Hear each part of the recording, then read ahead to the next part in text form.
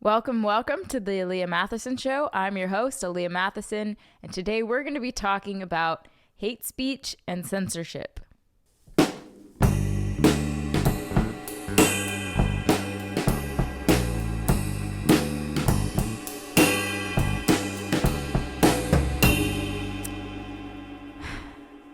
Hate speech. There's a lot to be said about hate speech, and it's weird because I feel like this is kind of a term we didn't start using until the what was it? I feel like the LGBTQ movement was a thing, and then people who weren't for LGBTQ or found it morally wrong were considered bigots, and they called it hate speech.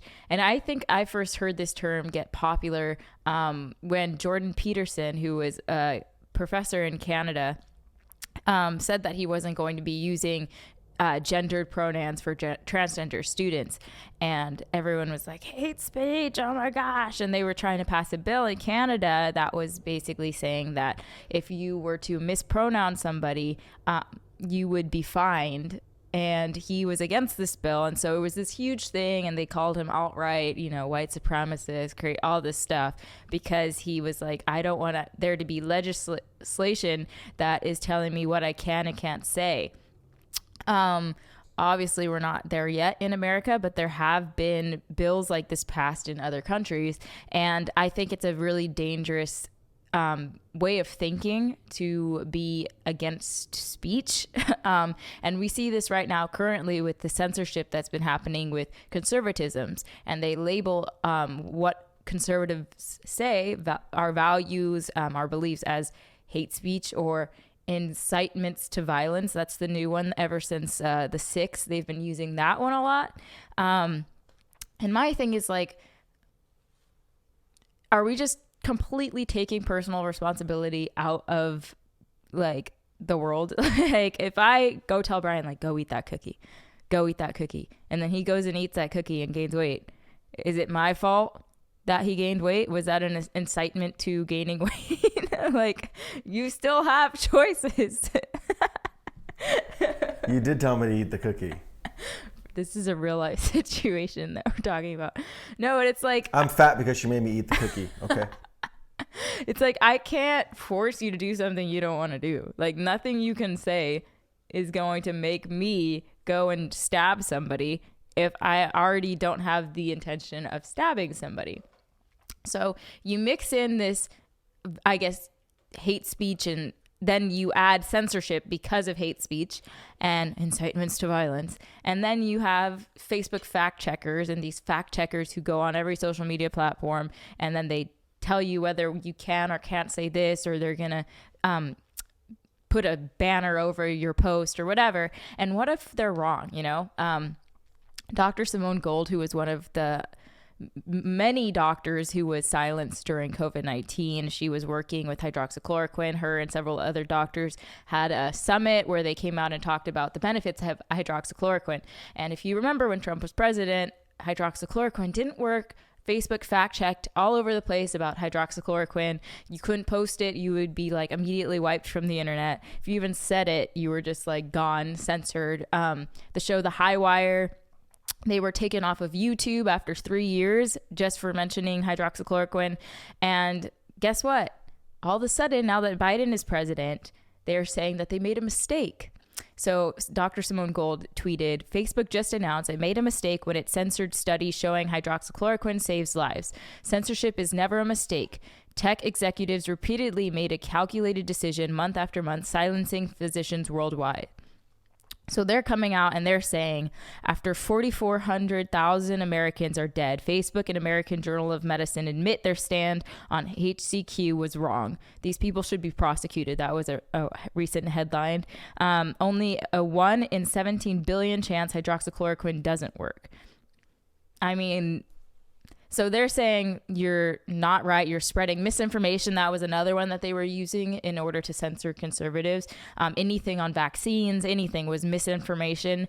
If it didn't come straight from World Health Organization, which we weren't even, like, in cahoots with at the time when Trump was president, we still weren't allowed to talk about any alternative medicine, nothing, without it being labeled misinformation or their fact checker coming on and saying, oh, you're taking this out of context, blah, blah, blah.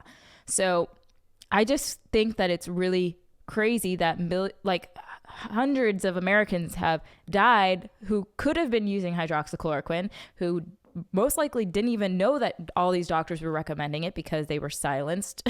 And guess what? Whoops, we made a mistake. Sorry, guys. So is Facebook going to prison for like book burning something that could have saved lives?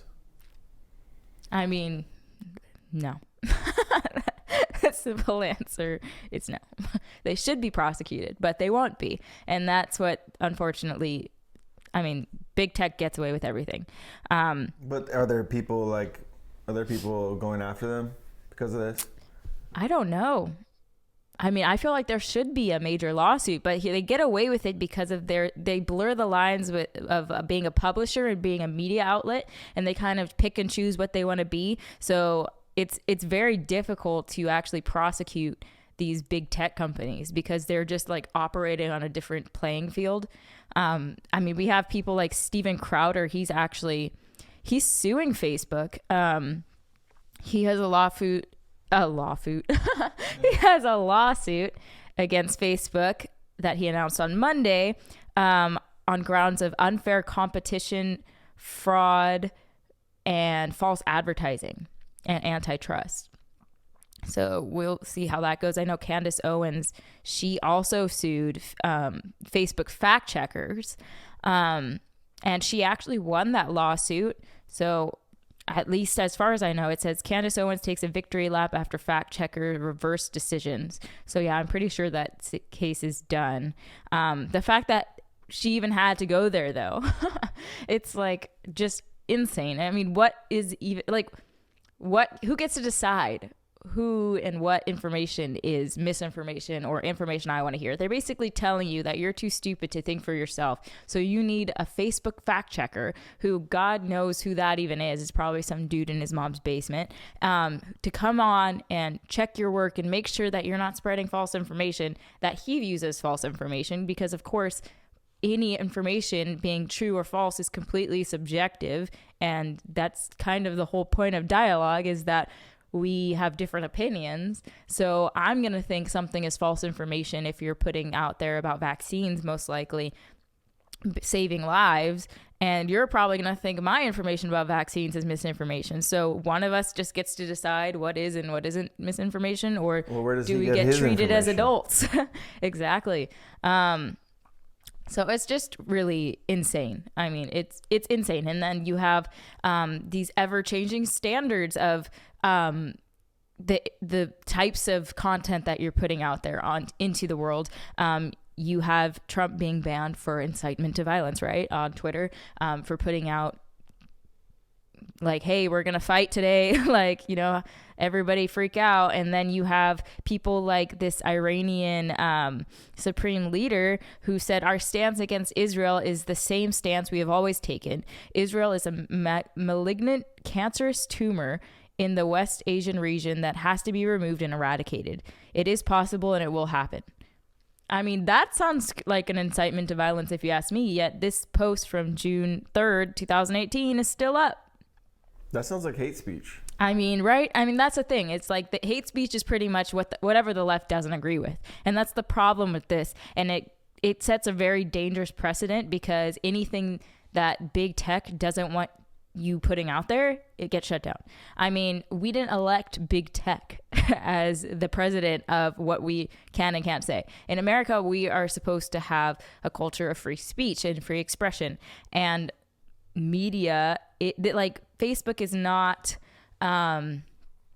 it's a place where we're supposed to come and share ideas. Like that was the whole purpose of YouTube and Facebook and Twitter and all these places. It's like, what happened? You know? And when you're being bought by these government agencies, it's like, I don't know, it just doesn't, it's hard to have an actual standard when your standard changes based on political events. And then also people are just kind of making up their own standard as it goes, because there's no official actual standard that you're like looking at. So for instance, this week, this girl had seen one of my posts, and she took a picture off my Facebook and she posted it on her feed. And here's what she said, and then I'll read my original post and what I actually said after I read what she said. But she posted, "I have a lot of friends with this person. She went to a BLM movement to incite violence, then says she's black and KKK protected her. Be careful who you think an ally is. Also seen a lot of her friends using the card, I married and had a child with a black man, aka I do racist things and use my black baby daddy card. Disclaimer, I have no problem with interracial relationship, but this country we live in, there's a lot of hatred." Clearly, she's not adding to any of it. So this is what this person posted. Now, here's what my actual post said. What BLM actually stands for is burn, loot, murder. What was called a race traitor and a disgrace to my race today by a woke black lady with a BLM shirt. I also was threatened by a different woke chick who said that she would beat me up in front of Judah, who's my baby. You'd think that the BLM woke white liberals would step in and defend me, but ironically, they just took out their phones to film. Meanwhile, the conservatives they call racist KKK members stood with me and the rest of the time to make sure I was protected. Funny how little Black Lives Matter when it's conservative. So that was my original post, and she obviously took that out of context. And I'm just using this as an example because several of my friends went over to her post and reported her for bullying and hate speech. Now, Facebook's policies, if you look at Facebook community standard, says we don't allow things like descriptions or photos that degrade someone's appearance or character, targeting someone with threats. So this would definitely constitute as bullying, right? I mean, she's completely twisting everything I said, lying. But yet when you reported it, it says it doesn't go against community standards. We see the same thing happening with groups of child porn. And you've had several mothers in the Facebook community report pages and groups that were literally had children in pornographic situations or sexual situations. You report it to Facebook and Facebook says it doesn't go against their community standards. So it's like, how does a picture of hydroxychloroquine go against your community standards, but literal child porn doesn't? And we see the same thing on Instagram of children who have accounts that are sexualized and they've been reported and they don't go against community standards. Kathy Griffin posted when Trump was president, this picture of him with his head cut off, like obviously it's not his actual head, but it was like a wax head, and Twitter allowed that. I mean, that's pretty violent if you ask me. I mean, there's like blood all over it. Mm-hmm. That looks pretty hateful. Exactly. I mean, there was just recently in the news, anti-sex trafficking advocates slammed Twitter on the heels of bombshell lawsuit from teen victim, who was saying that Twitter was allowing, it says that the young boy who was solicited and recruited for sex trafficking had to endure his own sexual abuse material being promoted on Twitter, even after attempts were made to remove the content. So again, major double standards. You have actual harmful content being spread on these platforms, and yet they do nothing at all to fix it or change that or take that down. But if you're a conservative, I have friends left and right getting their accounts just wiped off the internet for talking about vaccines. I mean, a lot of my friends are in the medical community or medical freedom community, and they're not even saying anything that's like against anyone. They're just saying like, here's some research, here's studies, and Facebook isn't even allowing certain people to post studies. Like, they're literally rejecting you from even sharing a link with studies in it. I mean, that is just absolutely insane to me. But it reminds me of this CIA operation in that's called Operation Mockingbird. And this operation was a CIA operation where basically they manipulate the news published in the United States across the world. It was supposed to be going on during the 70s along with what they call MK Ultra, which is another interesting topic that I kind of want to go into at another point. But from what I know, this operation never really ended. And if you actually watch the news, you'll see that they're all kind of reading from the exact same script. But basically, what it is it's brainwashing. And they were using Hollywood to do this. They were using the mainstream news to do this. And it's the idea of controlling minds and thoughts of individuals, pushing them towards a specific ideology and certain life choices based on the media they consume. And I think that's what you're doing when you're censoring some information, but then you're very actively pushing other information. And they tend to use phrases like the new normal, social conditioning. They like create these catchphrases and then they throw it in your face. And when you hear these kids using them all the time, it's basically programming their brain to accept what's coming. And that's it. I like to call it social conditioning. And they did this in Nazi Germany too. They would use these certain phrases as a way of kind of brainwashing those communities into believing whatever the mainstream news told them. And the way that Nazi Germany got a hold of all this propaganda and started pushing it on its people was through the radio. And the radio was big at that time. So mainstream media's new radio is the internet.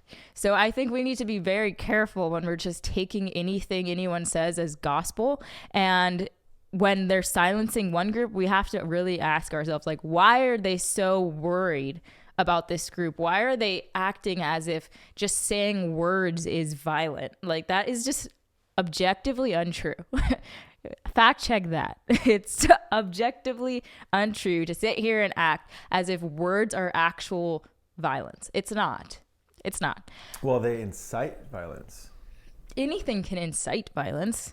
I mean, sitting around the news, like the news sitting around talking about how cops are murdering black people 24/7 is, in my opinion, just as much an incitement to violence towards cops, is it not?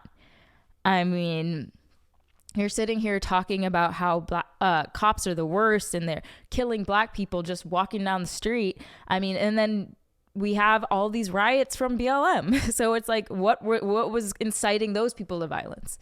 What kind of rhetoric was inciting that violence? But that doesn't matter. It's only the conservative violence, the one time that the conservatives actually were in any way violent, that they all of a sudden want to coin this phrase, incitement to violence, and use it against conservatives to censor us. So it's just very, very dangerous precedent. And again, we're seeing history repeating itself. I mean, BLM has been pushing these agendas of kind of washing away history via like destroying monuments is one of the ways they do it. At the square where I live, there is a Confederate statue, and a group of BLM protesters come there every single week, which is where I was this past week. And they try and get people to sign a petition to move this statue. And they would sign a petition to destroy the statue, and they've threatened to do it multiple times, but it's against Texas law, so they just have to move it. But either way, they have threatened to destroy the statue. And it's like, why do you want, even if you disagree with the Confederacy, right? And I know that's another very nuanced topic, but it's like, even if you disagree with the Confederacy, why would you want to destroy that history? And they say, oh, you're not destroying history because we can read our history in books. And it's like, well, whose version of history, right? Like, if we were both to write a novel about 2020, me and these people who advocate for BLM and this statue getting removed, and we were both to take history or write a history book about 2020, my version of 2020 would probably look very different than their version of 2020. They're still obviously very afraid of this virus. They have very different views of why the government is controlling our lives. They really genuinely think it is to protect us. So their version of how the government handled COVID and my version would be very different. And which history is right? We don't know. That's why we need these physical monuments to remind us of our history, because then we can actually have these discussions and you can't just wipe them away. And that's what they did in Nazi Germany. They destroyed statues. They also burned books. I mean, we saw book burning happening in Portland. They were burning Bibles. They're getting rid of books off of Amazon. So it's kind of like a digital book burning where they're removing certain titles. I think they even removed George... what's his name, George Wells. So they removed several dystopian novels like 1984 from Kindle and different platforms, and those books are kind of what's happening now. Those books were about book burning. They removed books discussing vaccines. I mean, they've been digitally book burning both documentaries and also books on Amazon and other platforms this since last year. So again, I think it's really dangerous. And I really like what Jordan Peterson says on having a right to offend people, because he says important speech on important or contentious issues is instantly offensive. So it's like, who decides like what level of offense you're allowed to take, right? Like, am I allowed to offend 1 out of 10 people? Am I allowed to offend 5 out of 10 people? So if I'm basing my speech on the fact that nobody is allowed to be offended, then I just shouldn't ever say anything. Like, we have a right to offend people. It might offend somebody that I like pineapple on my pizza. So should I not be allowed to say that I like pineapple on my pizza? I mean, where does the line end? Who gets to decide, right? These are just questions that we need to walk away asking ourselves. Either you're for free speech or you're not for free speech. You can't be for only speech you agree with. That is by definition not pro free speech. So I hope you guys enjoyed this week's episode. That's it? You got some more to say? Well, pineapple belongs on pizza, so that's easy. I think we should advocate for that. Important things, you know. We should make a sign. Pineapple belongs on pizza. As far as your answer or an answer to your question, which history will be right? It's the history that goes in the history books in public schools. Isn't it funny that like BLM has been arguing they don't use like the proper history? Like, they taught us all wrong about Christopher Columbus. Like, he was really a terrible person. It's like, okay, so if they were wrong about that, why do you think they teach the right history today if you remove all the statues? Like, it can't be both ways. People just are interesting. Who knows, right? I mean, if you go back to all the history we've ever learned, where'd you learn it from? Mm-hmm. Textbooks. Mm-hmm. And who knows how much of that is right? Based on what are they going to write about 2020 or anything? It's true. In 40 years from now, when the kids are learning about 2020, what are they going to learn? I've heard some interesting conspiracy theories on things like even the Titanic, where they were saying that there were 3 men who could have stopped the Federal Reserve who were on the Titanic when it sank, and they were like the only 3 men that had the capability of doing it, and they died on the Titanic that day. And some people think that the Titanic was purposely sunk because of them. Like, you just don't know. There's so many interesting theories out there, and we weren't there, obviously, and I'm sure that they're not going to put that in the history books if it was true. Again, I like to actually say when it's a theory versus when it's actuality. I can admit when something is actually a conspiracy theory. I mean, by definition, you just have to prove that there was conspiracy. That's what a conspiracy theory is. But there are some things like vaccines injure and kill that are not conspiracy theory. That's just a fact. And you can meet people who have lived this experience. Wait. Hold on. Let me fact check what you just said about. Hold on.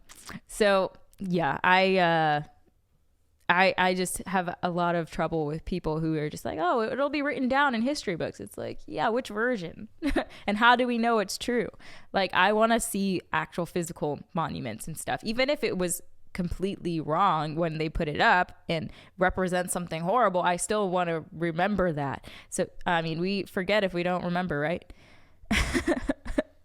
So yeah, it's a crazy twilight zone that we're living in, and I think we really need to fight for our right to be on these major platforms. So I'm glad to see people like Steven Crowder and Candace Owens suing Facebook, because we shouldn't get the ghettos of social media because they won't allow us on these major platforms. So keep fighting out there, people, and I will see you next week.